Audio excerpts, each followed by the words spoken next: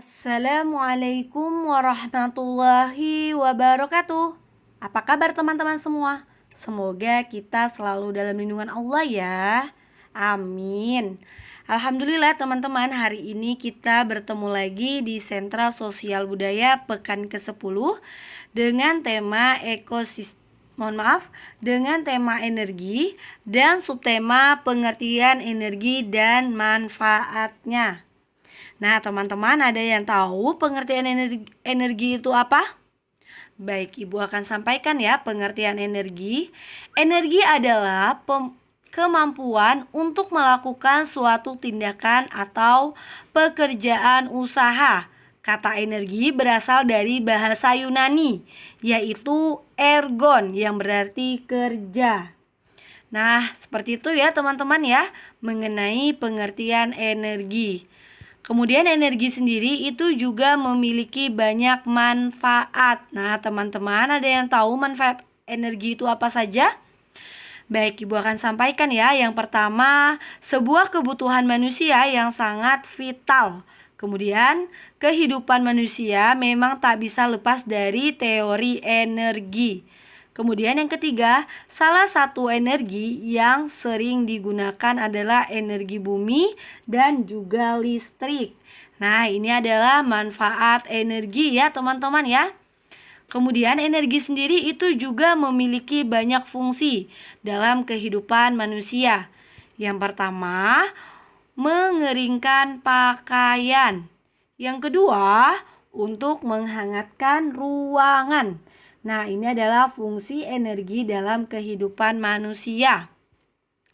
Kemudian, energi sendiri itu juga memiliki bermacam-macam sumber energi yang terbarukan atau energi alternatif. Nah, kita bisa lihat di sini terdapat energi biomasa. Energi biomasa itu terdapat cangkang sawit. Nah, Masya Allah, ternyata cangkang sawit juga bermanfaat dijadikan sebagai bahan pengeras jalan guna menggantikan aspal. Nah, ini adalah salah satu contoh cangkang sawit yang dijadikan sebagai bahan pengeras jalanan. Nah, kemudian terdapat apa saja ya? Selain itu, ya, terdapat sekam padi. Nah, teman-teman sudah tidak asing lagi ya dengan sekam padi. Sekam padi yang pertama yaitu berguna untuk pupuk organik, kemudian bahan bakar. Lalu yang ketiga, pembangkit listrik. Masya Allah ya teman-teman ya, manfaat sekam sendiri itu banyak sekali. Nah, kemudian tidak hanya itu saja ya teman-teman ya. Dari sekam sendiri itu juga terdapat energi matahari.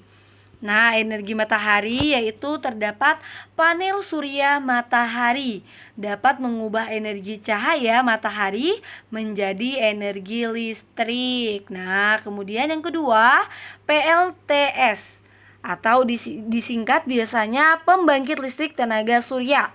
Nah, pembangkit listrik tenaga surya sendiri itu pembangkit listrik yang mengubah energi surya menjadi energi listrik. Nah, ini mengenai energi matahari ya, teman-teman ya. Nah, kemudian di sini juga terdapat angin. Nah, teman-teman ada yang tahu angin? Ya, angin itu adalah yang dari kincir angin. Kincir angin sebuah alat yang mampu memanfaatkan kekuatan angin untuk diubah menjadi kekuatan mekanik. Nah, ini adalah angin ya teman-teman ya, energi yang terbarukan. Nah, kemudian tidak hanya itu saja teman-teman, bahwa di sini juga terdapat panas bumi. Nah, panas bumi itu bermanfaat apa saja ya? Ya, terdapat PLTP atau pembangkit listrik tenaga panas bumi. Tenaga listrik yang dihasilkan dari gerak turbin yang digerakkan oleh panas bumi. Nah, seperti itu ya teman-teman ya. Kemudian, macam-macam sumber energi yang terbarukan atau energi alternatif itu juga terdapat air. Nah, air sendiri itu terdapat PLTA atau pembangkit listrik tenaga air. Pembangkit yang mengandalkan energi potensial dan kinetik dari air untuk menghasilkan energi listrik. Nah, seperti itu ya teman-teman ya, untuk macam-macam sumber energi yang terbarukan. Nah, kemudian kita bisa lihat di sini bahwa juga terdapat gas alam.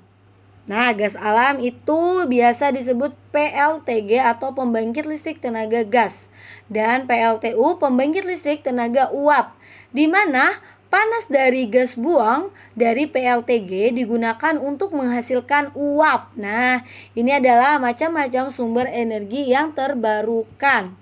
Kemudian tidak hanya itu saja ya teman-teman ya, akan tetapi di sini juga terdapat energi biogas. Nah, ada yang tahu energi biogas itu apa? Baik, Ibu akan sampaikan ya. Gas metana yang berasal dari kotoran hewan ternak yang dapat digunakan menjadi energi listrik. Contohnya kotoran sapi. Nah, teman-teman bisa lihat gambar yang di sini ya. Nah, itu adalah salah satu contoh kotoran sapi yang dijadikan energi listrik. Nah, seperti itu ya, Masya Allah.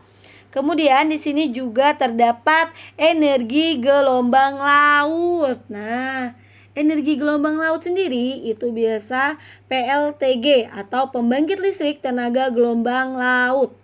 Untuk mendapatkan energi listrik dari energi kinetik gelombang laut. Nah, ini adalah macam-macam sumber energi yang terbarukan atau energi alternatif.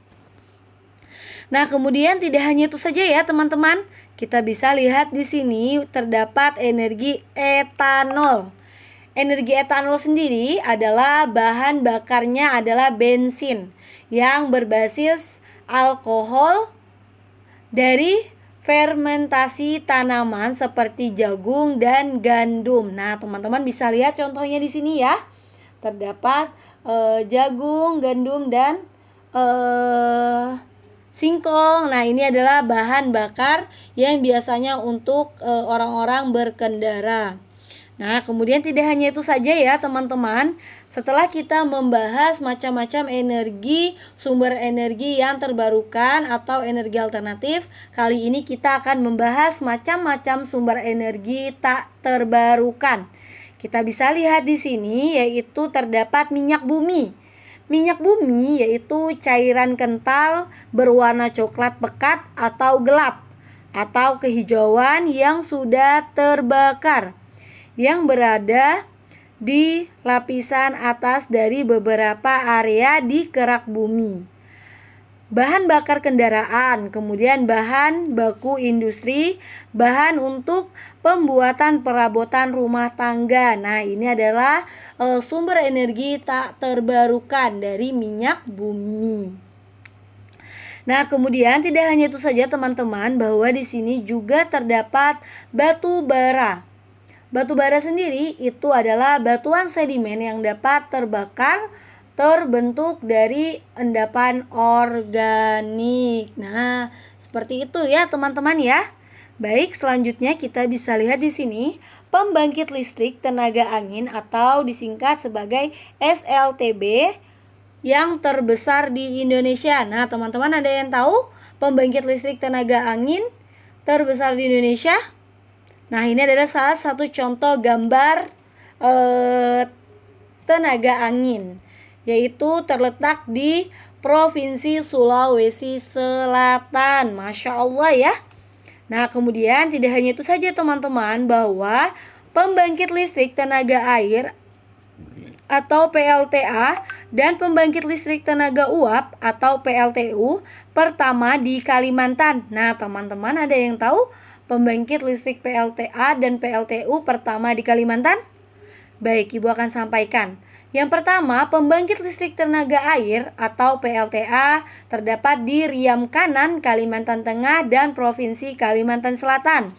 Kemudian berikutnya, pembangkit listrik tenaga udara atau PLTU terdapat di PLN Persero, Kalimantan Barat. Nah, Masya Allah ya, ternyata di Kalimantan itu pertama kali di Kalimantan Selatan dan Kalimantan Barat. Nah, kemudian kita bisa lihat di sini pembangkit listrik tenaga air atau PLTA dan pembangkit listrik tenaga udara atau DPLTU di Pulau Jawa. Nah, kita bisa lihat di sini PLTA Karangkates atau PLTA Sutami. Nah, ini terdapat di Malang, Jawa Timur. Kemudian terdapat PLTU Paiton Probolinggo, Jawa Timur. Nah, ini adalah pembangkit listrik tenaga air dan pembangkit listrik tenaga uap yang terdapat di Pulau Jawa. Baik teman-teman, kemudian tidak hanya itu saja, bahwa wilayah penghasil minyak bumi di Kalimantan itu juga ada ya. Kita bisa lihat Kalimantan bagian timur itu terdapat di Pulau Bunyu, Tarakan, dan Balikpapan. Kemudian yang kedua, Kalimantan Tengah yaitu Kembatin, dan di Kalimantan Selatan yaitu Tanjung. Nah, ini adalah wilayah penghasil minyak bumi yang terdapat di Kalimantan. Nah, tidak hanya itu saja teman-teman ya, wilayah penghasil minyak bumi yang terdapat di Pulau Jawa itu juga terdapat Blok Cepu di Jawa Timur, kemudian Majalengka. Nah, itu di Cirebon, Jawa Barat. Masya Allah ya. Baik, kemudian di sini juga terdapat pembangkit listrik tenaga uap atau PLTU dan pembangkit listrik tenaga air terbesar di Indonesia. Nah, teman-teman ada yang tahu PLTU pembangkit listrik tenaga air terbesar di Indonesia? Iya, benar sekali. Pluto. PLTU Paiton terletak di Probolinggo, Jawa Timur. Kemudian yang kedua, Waduk Citara. Mohon maaf, Ibu ulang kembali. Waduk Cirata itu terdapat di Jawa Barat. Nah, ini adalah pembangkit listrik tenaga uap dan pembangkit listrik tenaga air terbesar di Indonesia. Nah, kemudian tidak hanya itu saja ya, teman-teman ya. Tetapi di sini juga terdapat PLTA Asahan, mampu menambah jumlah kapasitas listrik hingga 241.000 kepala keluarga di Sumatera Utara. Masya Allah ya. Baik teman-teman, semoga apa yang Ibu Aina sampaikan teman-teman dapat mengerti. Nah, kali ini Ibu akan menjelaskan mengenai tugas. Tugas yang pertama, teman-teman membuat kincir angin dari botol plastik. Teman-teman membuat kincir angin dari botol plastik. Kemudian tugas yang kedua, teman-teman membuat catatan, yaitu jangan lupa teman-teman menulis nama, kelas, kemudian sentra sosial budaya pekan ke-10. Nah, kemudian teman-teman tuliskan 3 sumber energi yang terbarukan atau energi alternatif dan 2 sumber energi tak terbarukan. Kemudian tugas yang ketiga, tuliskan pembangkit listrik tenaga air atau PLTA dan pembangkit listrik tenaga uap atau PLTU pertama di Kalimantan dan Jawa. Kemudian tugas yang keempat, tuliskan wilayah penghasil minyak bumi di Kalimantan dan Jawa. Nah, seperti itu ya teman-teman ya untuk tugas pekan ke-10. Semoga apa yang Ibu Aina sampaikan teman-teman dapat memahami dan mengerti. Oke teman-teman, alhamdulillah ya. Ibu ucapkan terima kasih. Ibu tutup dengan salam. Assalamualaikum warahmatullahi wabarakatuh. Sampai jumpa teman-teman semua.